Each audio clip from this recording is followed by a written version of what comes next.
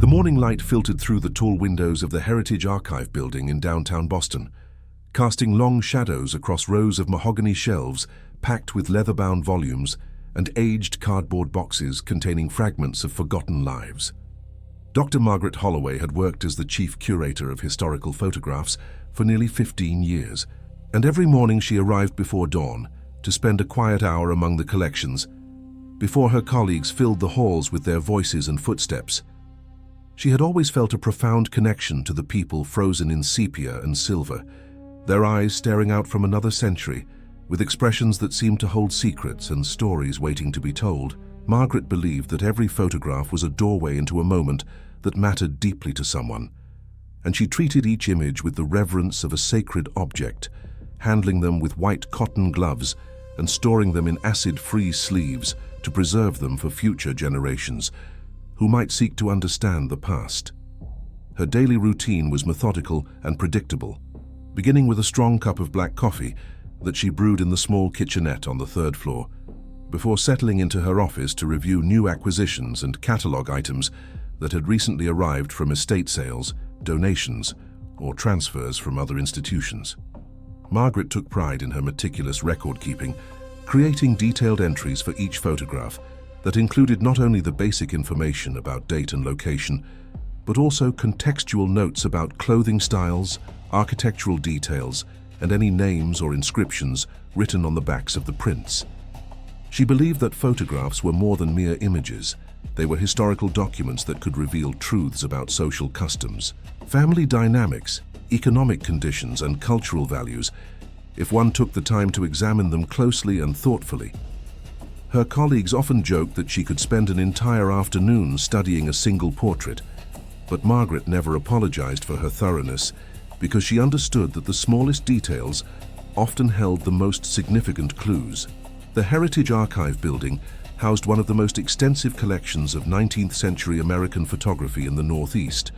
with particular strength in family portraits, daguerreotypes, and cabinet cards from the Victorian era. Margaret's office occupied a corner of the fourth floor, where she had arranged her workspace to maximize natural light for examining photographs without causing damage from prolonged exposure to ultraviolet rays. She kept a jeweler's loupe, a digital microscope, and several reference books within easy reach on her desk, and the walls were lined with filing cabinets containing thousands of catalogued images, organized by decade, region, and subject matter. Despite the technological advances that had transformed archival work in recent years, Margaret still preferred to make her initial assessments of photographs using traditional methods, trusting her trained eye and her intimate familiarity with the materials and techniques of historical photographic processes to guide her evaluations and authenticate questionable items. The collection had grown substantially over the past year, thanks to a generous bequest from the estate of Eleanor Whitmore, a retired schoolteacher who had spent decades accumulating photographs from flea markets, antique shops, and family auctions across New England. The Whitmore collection, as it came to be known, consisted of over 2,000 images spanning from the 1840s through the early 1900s, and Margaret had been working her way through the boxes methodically, creating catalogue entries and setting aside particularly interesting or historically significant items for potential exhibition.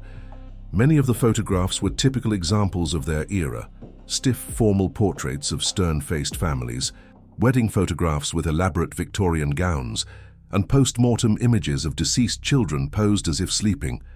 a common practice in an age when infant mortality was tragically high and photography offered grieving parents a final memento of their lost child. On a Tuesday morning in late September, Margaret opened a box labeled Whitmore Collection, Lot 47, Mixed Portraits 1890s, and began removing the photographs one by one, examining each image and recording her observations in the computerized database that the archive had implemented 2 years earlier. Most of the photographs were unremarkable examples of amateur studio work from small-town photographers whose names had long been forgotten, but near the bottom of the box she found a cabinet card that immediately caught her attention because of the unusual quality of the composition and the haunting expression on the face of the young girl who was the subject of the portrait. The photograph showed a child of perhaps 7 or 8 years old, dressed in a white lace dress with dark ribbons, seated in an ornate chair against a painted backdrop of curtains and columns, her pale face turned slightly toward the camera, with large dark eyes that seemed to hold a mixture of sadness and fear. But it was not the child's expression that made Margaret pause and lean closer with her magnifying loupe. It was the hand resting on the girl's left shoulder, a pale adult hand with long fingers that seemed to emerge from the shadows behind the chair. And as Margaret examined the image more carefully, she realized with a cold sensation spreading through her chest that the hand could not possibly belong to anyone standing behind the child, because the angle was wrong and there was no body visible in the frame. Just that disembodied hand resting possessively on the small shoulder of the frightened-looking girl. Margaret set the photograph down on her desk with trembling fingers and took a step back, her rational mind struggling to process what her eyes had just registered. She had seen thousands of Victorian photographs during her career, and she was familiar with all the common tricks and techniques that photographers of that era employed, including the practice of hidden mothers where a parent would be draped in black fabric to hold a restless child still during the long exposure times required by early cameras. But this hand was not concealed beneath fabric, and there was no indication of any supporting figure behind the child. The hand simply appeared from darkness, pale and distinct, with fingernails clearly visible and the texture of skin rendered in sharp detail that matched the clarity of the girl's own features. Margaret forced herself to breathe slowly and picked up the photograph again, this time examining it under her desk lamp with the jeweler's loupe pressed close to her eye, searching for any evidence of photographic manipulation or double exposure that might explain the anomalous hand. The more she studied the image, the more disturbed she became, because every technical indicator suggested that this was a genuine single-exposure photograph, with no signs of the telltale ghosting or misaligned edges that would accompany a composite image created by combining multiple negatives. The lighting on the hand was consistent with the lighting on the child, and the shadow cast by the hand on the girl's dress fell in exactly the correct direction, based on the position of the studio lights that had illuminated the scene. Margaret turned the cabinet card over and found a photographer's imprint on the back, Caldwell Studios, Salem, Massachusetts, with a street address and a date stamp that read November 1894. Below the printed information, someone had written in faded brown ink a single name, Amelia Hartwell, age 8, and beneath that, in different handwriting and apparently added at a later date, a brief notation that sent another chill through Margaret's body. Departed March 1895, just 4 months after the photograph was taken. She immediately began searching the archive's genealogical databases and historical records for any information about Amelia Hartwell, entering the name along with the date and location into multiple search engines and cross-referencing with census data, birth and death records, and newspaper archives from Essex County, Massachusetts. Within an hour, she had assembled a basic outline of Amelia's short life. Born in Salem in 1886 to Jonathan and Eliza Hartwell, no siblings listed in the census records, father employed as a clerk in a shipping firm, mother's occupation listed as housewife. The death certificate for Amelia indicated that she had died of acute pneumonia on March 17, 1895, just 16 days after her 9th birthday, and she was buried in the Green Lawn Cemetery on the outskirts of Salem. Margaret printed out copies of all the documents she had found and spread them across her desk, creating a timeline of Amelia's brief existence and trying to understand why this particular photograph felt so deeply unsettling,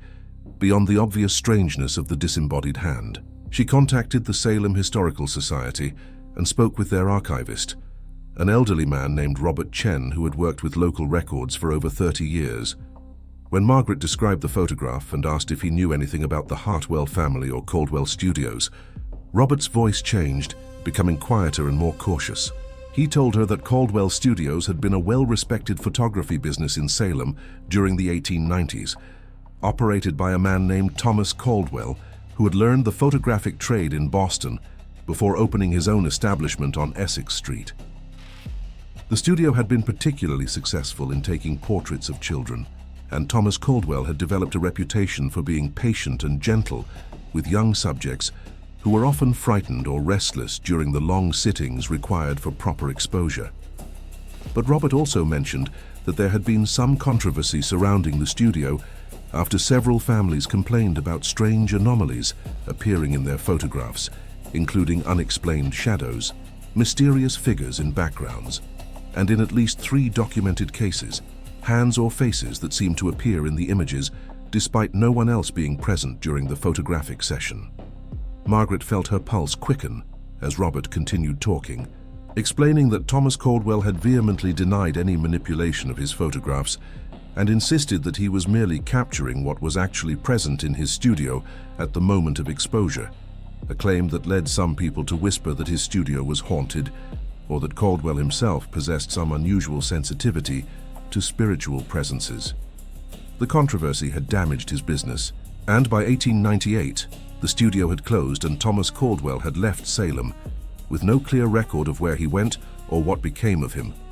Robert promised to search his files for any additional information about the Hartwell family or the Caldwell studios, and Margaret thanked him before hanging up the phone and returning her attention to the photograph of Amelia, whose dark eyes seemed to hold a silent plea that had gone unanswered for over a century. Margaret spent the next 3 days consumed by research, arriving at the archive before sunrise and staying long after her colleagues had departed for the evening, surrounding herself with genealogical records, old city directories, newspaper microfilm, and shipping manifests from Salem's once thriving maritime industry. She discovered that Jonathan Hartwell, Amelia's father, had worked for the Pemberton Shipping Company, a mid-sized firm that handled cargo shipments between Boston and ports in the Caribbean and South America. His salary would have placed the family in the lower middle class, comfortable enough to afford a house in a respectable neighborhood and to commission a professional portrait of their only daughter, but not wealthy by any measure. Eliza Hartwell, Amelia's mother, appeared in several society columns from local Salem newspapers, mentioned as attending church socials and charitable fundraising events, suggesting that she had been active in the community and concerned with maintaining the family's social standing. The death of a child in the 1890s was tragically common, and Margaret found dozens of similar obituaries in the Salem newspapers from that period, brief notices announcing the passing of young children from diseases that were often preventable or treatable by modern standards, but proved fatal in an era before antibiotics and advanced medical care. Amelia's obituary was published in the Salem Evening News on March 19, 1895, a short paragraph that described her as a bright and cheerful child who had been beloved by her parents and mourned by all who knew her. But as Margaret continued searching through subsequent issues of the newspaper, she found a longer and more disturbing article published exactly 1 month after Amelia's death, on April 17, 1895, with the headline, "Mother's Grief Leads to Tragedy in Salem Home." The article reported that Eliza Hartwell had been found dead in her bedroom from an apparent overdose of laudanum, the opiate-based medicine that was commonly prescribed for various ailments and readily available without prescription at any pharmacy or general store. The circumstances surrounding Eliza's death were clearly deemed suspicious by the reporter, who noted that neighbors had heard sounds of distress coming from the Hartwell house in the days leading up to the discovery of her body, and that Jonathan Hartwell had told police that his wife had been inconsolable since their daughter's death, refusing to eat, barely sleeping, and spending hours alone in Amelia's bedroom talking to herself or to some unseen presence. The article included a quote from Jonathan, stating that his wife had become convinced that Amelia was still in the house, that she could hear her daughter calling for her, and that she had begun setting a place for Amelia at the dinner table and insisting that the child's room be kept exactly as it had been when she was alive. The coroner had ruled Eliza's death a suicide, concluding that she had taken the laudanum deliberately, in a state of profound grief and mental disturbance, but the article mentioned that some family members had disputed this conclusion, suggesting that Eliza would never have abandoned her husband, and that her death might have been accidental rather than intentional. Margaret found herself staring at the photograph of Amelia with new understanding, seeing not just a Victorian curiosity, but a document that connected to a genuine human tragedy of loss and grief so overwhelming that it had destroyed an entire family within the span of a few months. She began to wonder about the hand in the photograph, whether it might have been Eliza's hand, whether the mother had been standing behind her daughter during the photographic session, in a position that created the optical illusion of a disembodied appendage. But when she measured the proportions of the hand against Amelia's shoulder and calculated the angle and position that would have been required for someone to place their hand in exactly that location, she realized that the geometry was impossible unless the person had been standing in a position that would have made their body clearly visible in the frame. The hand seemed to emerge from empty space, and no matter how many times Margaret examined the photograph, she could not find any rational explanation that satisfied both the physical evidence of the image and the laws of optics and perspective. She reached out to colleagues at other institutions, sending high-resolution scans of the photograph to experts in historical photography at universities and museums across the country, asking for their opinions and analyses without revealing the full context of the Hartwell family tragedy. The responses came back over the course of a week, and they were remarkably consistent. Every expert agreed that the photograph showed no signs of manipulation, that it appeared to be an authentic single-exposure image produced using standard techniques of the period, and that the anomalous hand represented either a genuine mystery or an optical phenomenon that they could not adequately explain using conventional understanding of photographic processes. One professor from Yale suggested that it might be a case of pareidolia, the human tendency to perceive meaningful patterns in random stimuli, and that what appeared to be a hand might actually be a shadow or a fold in the backdrop that the mind interpreted as a recognizable form. But Margaret had examined the image too closely and too many times to accept that explanation. The hand was too detailed, too anatomically correct, too perfectly positioned to be dismissed as a trick of light and perception. Margaret decided to travel to Salem to visit the locations connected to Amelia's life and death, hoping that physical proximity to the actual places might provide insights or context that archival research could not deliver. She drove north on a cold October morning, watching the landscape change from urban Boston to the historic coastal city that had once been infamous for its witch trials and now traded on that dark history with tourist attractions and Halloween-themed shops. She found the address where Caldwell Studios had operated on Essex Street, now occupied by a cafe selling overpriced coffee and pastries to tourists. With no historical marker or acknowledgement that a photography studio had once existed on that spot. The building itself had been extensively renovated, with modern windows and a fresh coat of paint that erased any architectural details that might have survived from the 1890s, and when Margaret spoke with the cafe owner, a young woman who had only lived in Salem for 3 years, she learned nothing useful about the building's past. The Hartwell family home was easier to locate using old city directories and property records, and Margaret found herself standing on a quiet residential street lined with Victorian houses in various states of preservation. Some lovingly restored with period-appropriate color schemes and ornamental details, others showing signs of neglect with peeling paint and sagging porches. The house where Amelia had lived and died was painted pale yellow with white trim, and it appeared to be well maintained, with a neat front lawn and flower boxes under the windows. Margaret knocked on the front door and was greeted by a middle-aged woman named Patricia Summers, who seemed surprised but not unwelcoming when Margaret explained that she was a historical researcher interested in the family that had lived in the house in the 1890s. Patricia invited her inside and offered her tea, and as they sat in a bright modern kitchen that had been added to the back of the house during a renovation 15 years earlier, Margaret learned that Patricia and her husband had purchased the property in 2008 and had done extensive research into its history as part of their restoration project. Patricia confirmed that the Hartwell family had owned the house from 1888 until 1896, when it had been sold following Jonathan Hartwell's death from a heart attack just over a year after his wife's suicide, leaving the property to be settled by distant relatives who had no interest in maintaining it. The house had passed through several owners over the subsequent decades, serving at various times as a boarding house,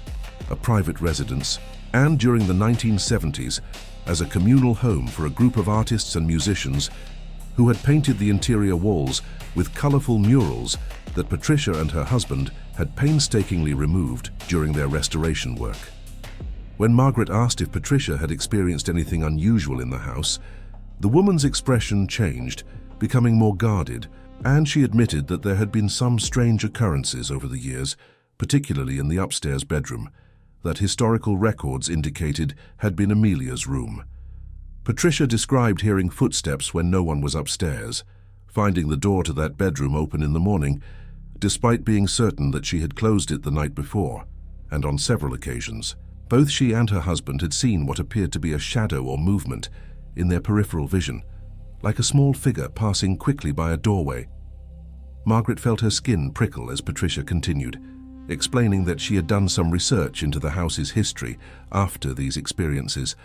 and had learned about Amelia's death and Eliza's subsequent suicide. Patricia had consulted with a local paranormal investigation group who had conducted an overnight investigation of the house, using various electronic equipment to detect temperature changes, electromagnetic fields, and other phenomena that they believed might indicate spiritual presence. The investigators had recorded several unexplained anomalies, including dramatic temperature drops in Amelia's former bedroom, strange sounds on their audio recordings that resembled a child's voice, and one particularly disturbing photograph that showed what appeared to be a small, pale face peering from the upstairs window, taken from outside the house at a moment when Patricia and her husband were both downstairs, and there was no one in that room. Margaret asked to see the photograph, and Patricia retrieved a folder containing printouts from the paranormal investigation, and when Margaret saw the image of the face in the window, she felt a shock of recognition because the features, though blurred and indistinct, bore an unmistakable resemblance to Amelia's face in the 1894 portrait. The two women sat in silence for a long moment, and then Patricia asked if Margaret believed in ghosts or spirits, or whatever term one might use for the presence of the dead, persisting in the world of the living. Margaret chose her words carefully, explaining that as a historian and archivist, she dealt in documents and evidence and verifiable facts, but that she had seen enough genuinely inexplicable things during her career to maintain an open mind about possibilities that existed beyond the boundaries of conventional scientific understanding. She showed Patricia the photograph of Amelia with the mysterious hand on her shoulder, and Patricia studied it for a long time before saying that she believed the hand belonged to Eliza, that the mother had somehow been present in the photograph, even though she could not be seen, and that perhaps Eliza's obsessive grief and her conviction that Amelia was still present in the house had created some kind of connection or opening between the living world and whatever realm the dead inhabited. Margaret found herself considering this interpretation seriously, thinking about how strongly grief could bind people together, how love might persist beyond the boundaries of death, and how the photograph might be a genuine document of something that transcended ordinary material reality. Margaret returned to Boston with more questions than answers, carrying copies of the documents that Patricia had shared with her, and a growing conviction that the photograph of Amelia represented something far more significant than a simple Victorian curiosity or an unexplained photographic anomaly. She began researching the broader context of spiritualism and post-mortem photography in the 1890s, discovering that the era in which Amelia had lived and died was a time of intense public interest in communication with the dead, seances, spirit photography, and various practices that promised grieving families the possibility of maintaining contact with their deceased loved ones. The late 19th century had seen a flourishing of spiritualist movements, mediums who claimed to channel messages from the dead, and photographers who specialized in creating images that purported to show spirits alongside living subjects, often using double exposure and other techniques to create ghostly, transparent figures hovering near their grieving relatives. Thomas Caldwell, the photographer who had operated the studio where Amelia's portrait was taken, had not advertised himself as a spirit photographer, and there was no evidence in the historical record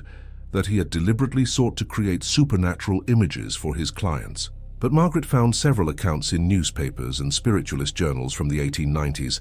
that discussed cases where ordinary photographers had inadvertently captured what appeared to be spiritual presences in their images, phenomena that believers interpreted as proof that the dead remained present around the living, and that photographic plates were sensitive to energies or entities that human eyes could not perceive. Some scientists and psychical researchers of the era had taken these cases seriously, conducting investigations and experiments to determine whether photography might indeed be capable of recording manifestations from the spirit world. While skeptics dismissed all such images as frauds, accidents, or misinterpretations of ordinary photographic effects,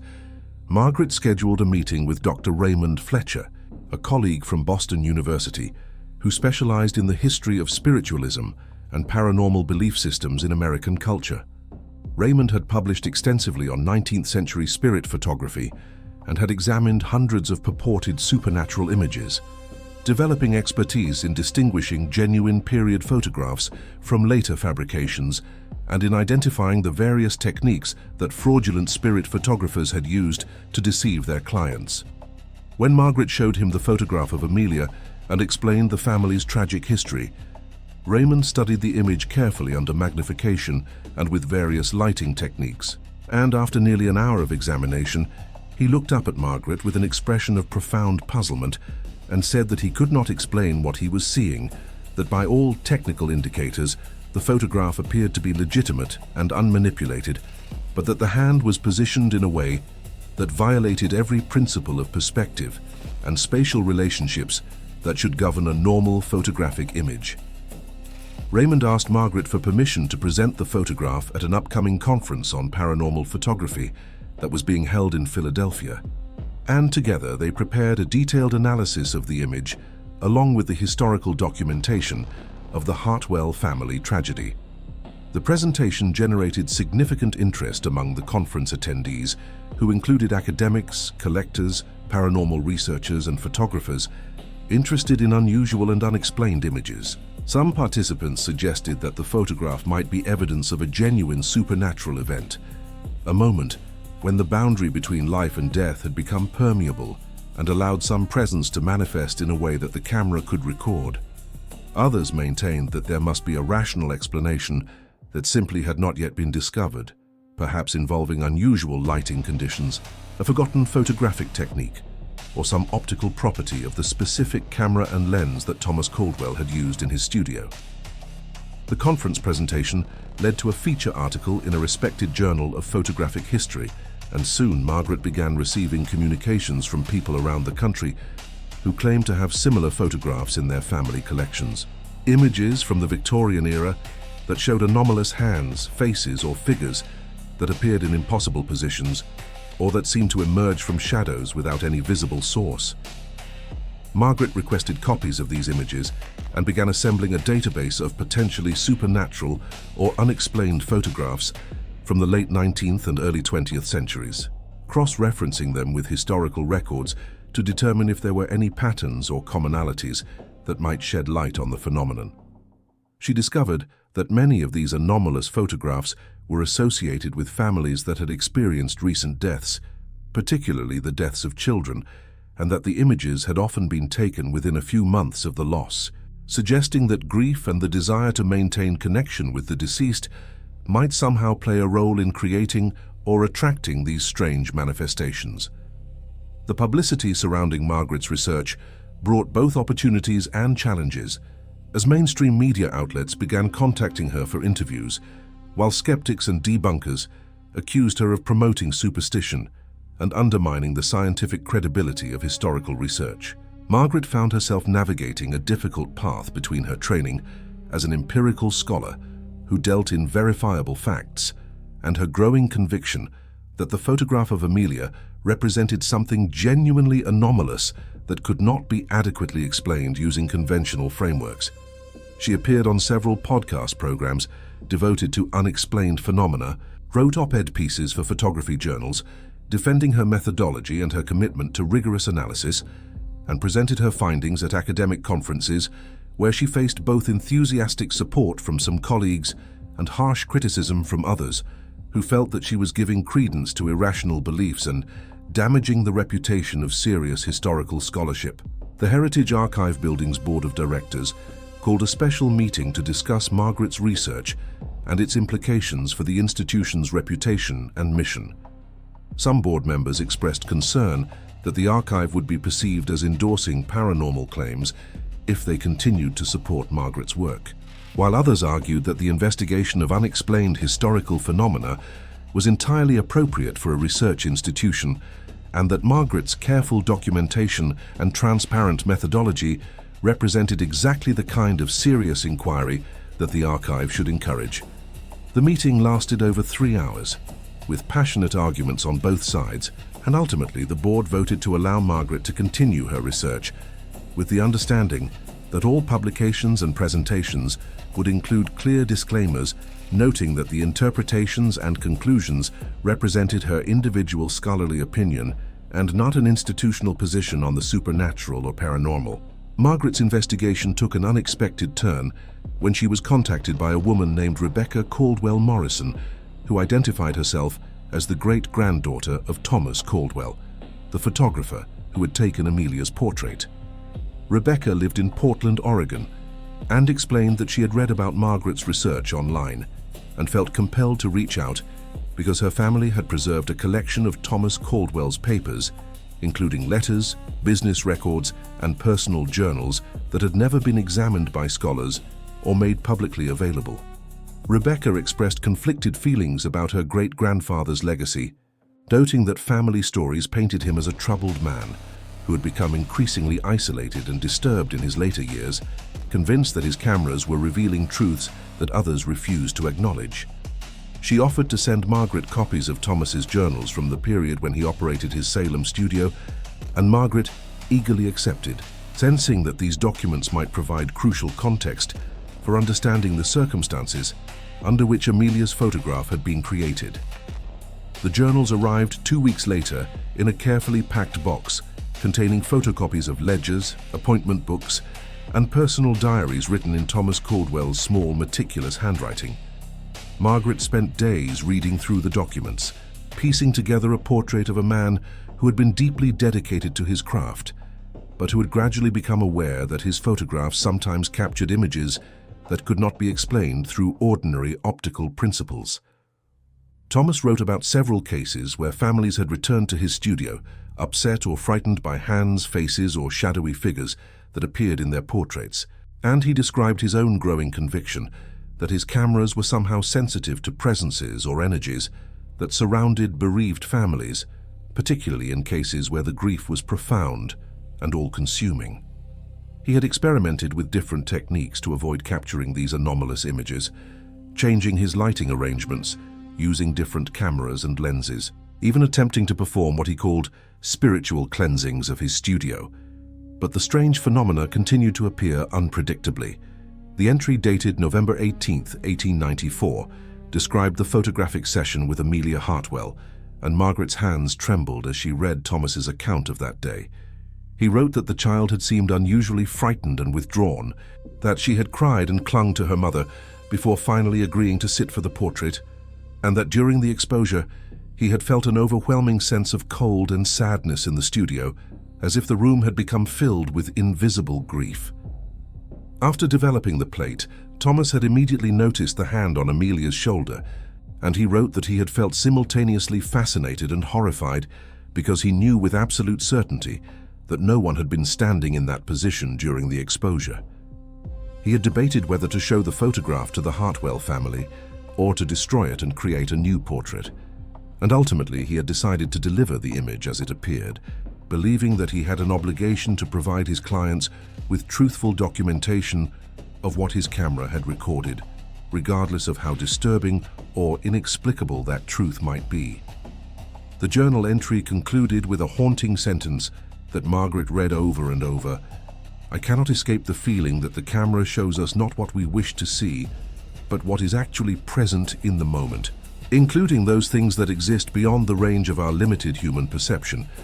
Margaret decided that the time had come to share her complete findings with a broader audience,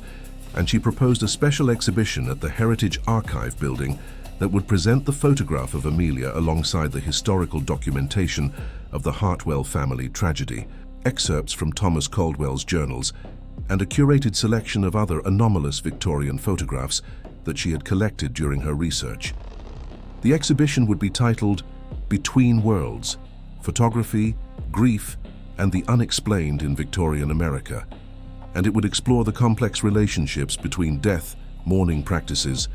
and the emerging technology of photography in the late 19th century. Margaret wrote a detailed proposal explaining that the exhibition would not make definitive claims about the supernatural, but would instead present historical evidence and invite visitors to draw their own conclusions about phenomena that resisted easy explanation, maintaining scholarly rigor while acknowledging the limits of purely materialist interpretations of historical documents. The proposal generated intense debate within the archive's staff and among the board of directors, with some members enthusiastically supporting the project as an innovative approach to public history that would attract new audiences and spark meaningful conversations about belief, evidence, and the nature of reality, while others worried that the exhibition would damage the institution's credibility and open the archive to ridicule from mainstream historians and scientists. Margaret defended her vision passionately, arguing that historical research required intellectual honesty and openness to complexity, and that dismissing or ignoring evidence simply because it challenged conventional assumptions was itself a form of scholarly failure. She pointed out that the Victorian era had been a time of tremendous cultural anxiety about death, when families grappled with high mortality rates and sought comfort through various spiritual and technological means, and that understanding this historical moment required taking seriously the beliefs and experiences of people from that time, even when those beliefs seemed strange or irrational by modern standards. After weeks of discussion and revision, the board approved the exhibition with certain conditions, including the requirement that all interpretive text would present multiple perspectives on the photographs and their meaning, that the exhibition would include historical context about fraudulent spirit photography and the techniques used by charlatans to deceive grieving families, and that a panel discussion would be held featuring both believers and skeptics who could debate the evidence and its implications. Margaret agreed to these conditions and threw herself into the work of designing and installing the exhibition, carefully selecting photographs, writing interpretive labels, and creating an immersive environment that would transport visitors back to the Victorian era while also inviting them to contemplate larger questions about the nature of perception, the reliability of photographic evidence, and the enduring human need to maintain connection with loved ones who have died. The exhibition opened in April 2024, and the response exceeded all expectations, with visitors lining up around the block on opening day and media coverage appearing in newspapers, magazines, and television programs across the country. The photograph of Amelia with the mysterious hand became the iconic centerpiece of the exhibition, displayed in a climate-controlled case with carefully calibrated lighting that allowed visitors to examine the image closely while preserving it from damage. Margaret had created an interpretive label that presented the known facts about Amelia's short life, the technical analysis of the photograph, excerpts from Thomas Caldwell's journal, and a series of questions that invited visitors to consider what they were seeing and what it might mean. Many visitors stood before the photograph for long periods, some visibly moved to tears by the image of the frightened child and the tragic story of the family's destruction through grief, while others approached the image with skepticism, searching for evidence of manipulation or trickery that might explain away the anomalous hand. The panel discussion held in conjunction with the exhibition brought together historians, photographers, paranormal researchers, and skeptics for a thoughtful and sometimes heated debate about the photograph and its implications. Margaret served as moderator, guiding the conversation through questions about evidence and interpretation, the history of spiritualism and its cultural context, the technical properties of Victorian photography, and the psychological and emotional dimensions of grief and loss. The skeptics on the panel maintained that the hand must have some rational explanation, even if that explanation had not yet been discovered, and they warned against abandoning scientific principles in favor of supernatural speculation. The believers argued that an honest examination of the evidence required acknowledging that some phenomena might indeed transcend current scientific understanding, and that dismissing all anomalous experiences as fraud or delusion represented a form of intellectual rigidity that hindered genuine inquiry. Margaret concluded the discussion by noting that the photograph of Amelia had inspired people to think deeply about questions that mattered profoundly. How we understand reality, how we process grief, how we maintain memory and connection across the boundary of death, and how we balance skepticism with openness to experiences that challenge our assumptions about the nature of existence. Margaret returned to Salem 1 year after her initial visit, this time accompanied by a documentary film crew that was creating a program about her research for a major streaming platform. She revisited the locations connected to Amelia's story, the site of the former Caldwell Studios, the Hartwell family home where Patricia Summers welcomed them warmly and allowed filming in Amelia's former bedroom, and the Greenlawn Cemetery, where Amelia and her parents were buried in a small family plot marked by weathered granite headstones. Standing before the graves, Margaret reflected on how her investigation had transformed her understanding of history and evidence, teaching her that the past contained mysteries that might never be fully resolved, but that nevertheless deserved serious attention and respectful inquiry. She placed flowers on Amelia's grave, a simple gesture of acknowledgement for a child whose brief life and haunting photograph had inspired a journey of discovery that challenged comfortable assumptions about the nature of reality. The documentary included interviews with experts representing multiple perspectives on the photograph and its meaning. Skeptical investigators demonstrated various techniques that could theoretically produce similar effects, though they acknowledged that none of their recreations perfectly matched the specific characteristics of the original image. Paranormal researchers discussed theories about spiritual manifestation and the potential for cameras to record energies or presences that existed beyond normal human perception. Psychologists explored the role of grief in shaping perception and belief, noting that the human mind seeks patterns and meaning, especially in times of loss and emotional pain. Historians contextualized the photograph within the broader culture of Victorian death rituals, spiritualism, and the emergence of photography as a new technology that seemed to offer possibilities for transcending the finality of death. Margaret's segment in the documentary showed her in the archive's conservation laboratory, carefully examining the original photograph of Amelia under high magnification imaging systems that reveal details invisible to the naked eye. She explained her analytical process, describing how she had ruled out various conventional explanations while remaining open to the possibility that some unknown photographic effect might eventually be discovered that could account for the anomalous hand. But she also acknowledged that after years of research, she had come to believe that the photograph might indeed represent something extraordinary, a moment when grief and love and perhaps the presence of the dead had somehow impressed itself onto the photographic plate in a way that transcended ordinary physical processes. She emphasized that this belief did not require abandoning critical thinking or scientific methodology, but rather demanded an expansion of what might be considered possible and worthy of serious investigation. The documentary premiered to significant viewership and critical attention, sparking renewed public interest in the photograph and the larger questions it raised about death, memory, and the limits of human knowledge. Margaret received invitations to speak at venues ranging from university symposia to paranormal conferences to gatherings of bereaved parents seeking to make sense of their loss and maintain connection with their deceased children. She approached each engagement thoughtfully, always emphasizing the importance of critical analysis and honest acknowledgement of uncertainty, while also validating the experiences of people who had encountered phenomena that seemed to transcend conventional explanation. She found herself serving as a bridge between skeptical scholars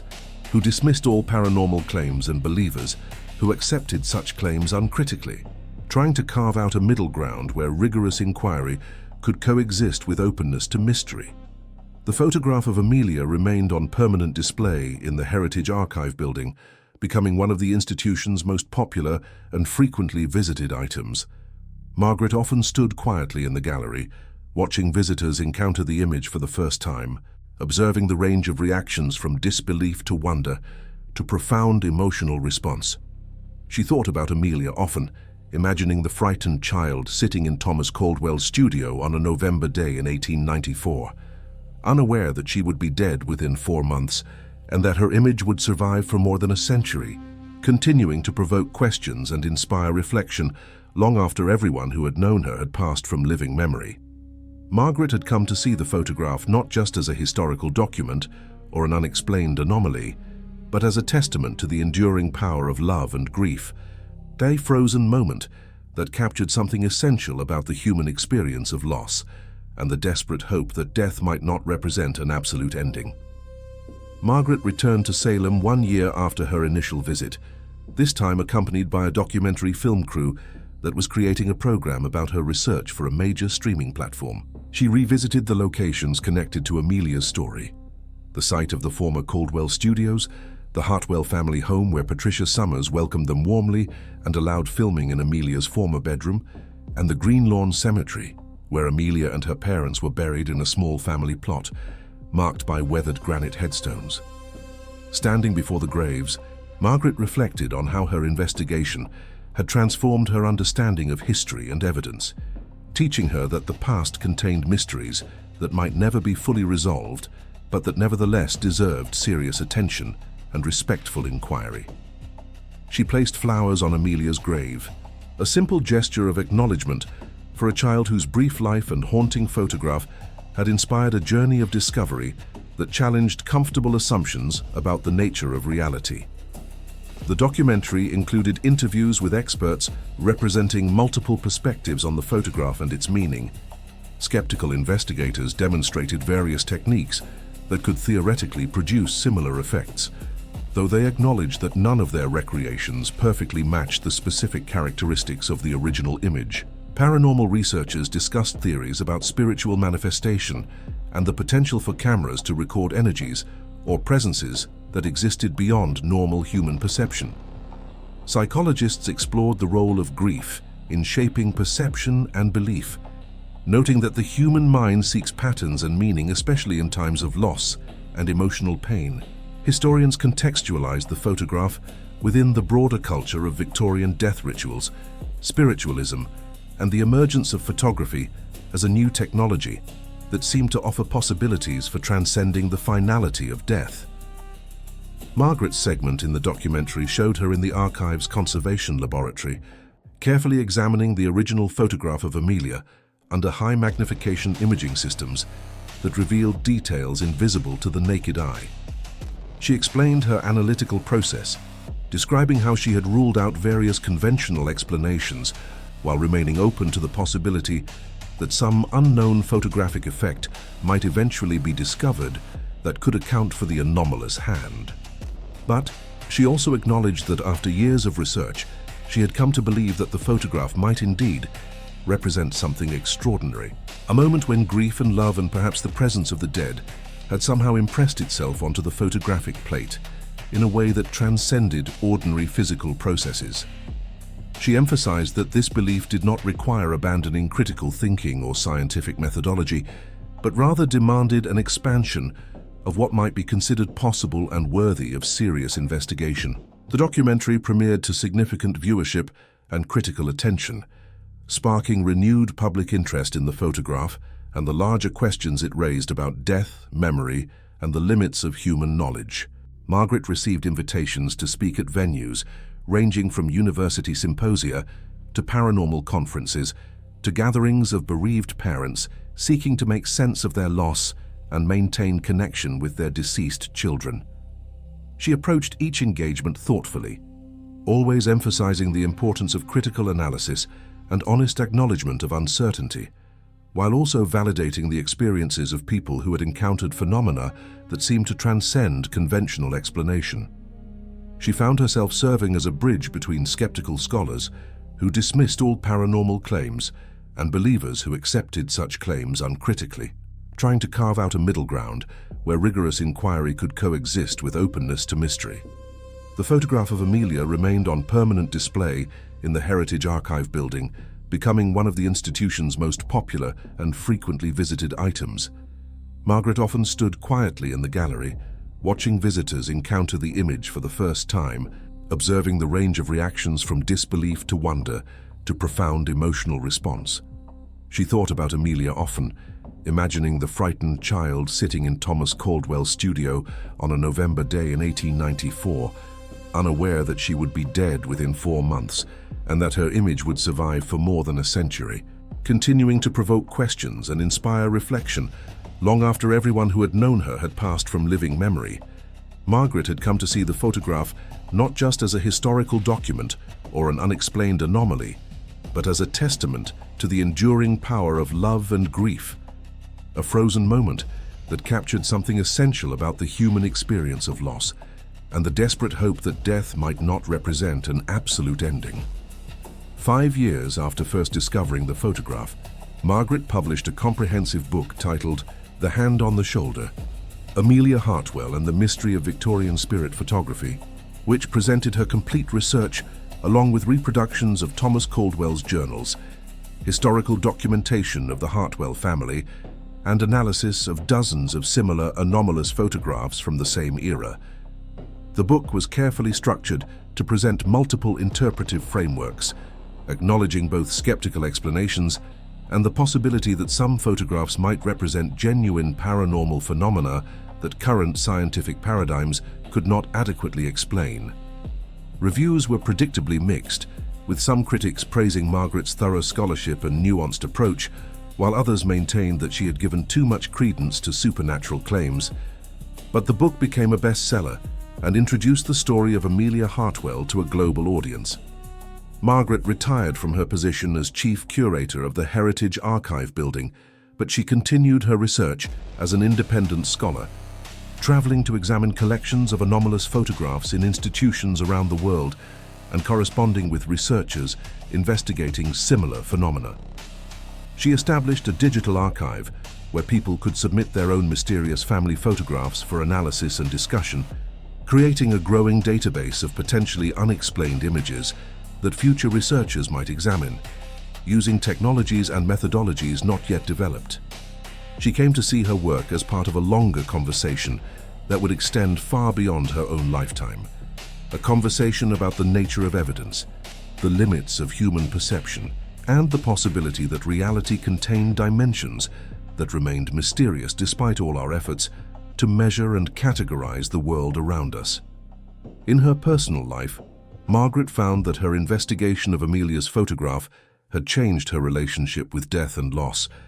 making her more attuned to the ways that memory and love persisted beyond physical separation. When her own mother died after a long illness, Margaret experienced grief that was profound but not hopeless, carrying with her a sense that the bonds between people might endure in ways that could not be scientifically proven, but that felt emotionally and spiritually true. She kept a copy of Amelia's photograph on her desk at home, a reminder of the questions that had shaped her later career and of the mysterious complexity of human existence that no single explanatory framework could fully capture. The photograph itself remained an enigma, its origins and meaning still debated by researchers and enthusiasts decades after Margaret's initial discovery. New technologies allowed increasingly sophisticated analysis of the image, but no definitive explanation ever emerged that could satisfy both the physical evidence and the known circumstances of its creation. Some researchers continued to search for conventional photographic explanations involving unusual lighting effects or previously unknown quirks of 19th century camera technology, while others interpreted the image as genuine documentation of paranormal phenomena, proof that consciousness or spiritual presence could sometimes manifest in ways that cameras could record. Margaret refused to claim certainty about any single interpretation, maintaining that the photograph's enduring power came precisely from its resistance to easy explanation, its capacity to provoke wonder and uncertainty, and to remind viewers that human knowledge remained incomplete and provisional. In the final chapter of her book, Margaret returned to the fundamental questions that had driven her investigation from the beginning. What do we see when we look at the photograph of Amelia Hartwell? Do we see a curious technical anomaly, an optical illusion that happened to coincide with a tragic family history? Do we see evidence of fraud or manipulation that has somehow eluded detection despite years of analysis? Or do we see something genuinely extraordinary, a moment when the boundary between life and death became permeable and allowed some presence, perhaps Amelia's own mother, acting out of desperate love, to manifest in a way that the camera could capture.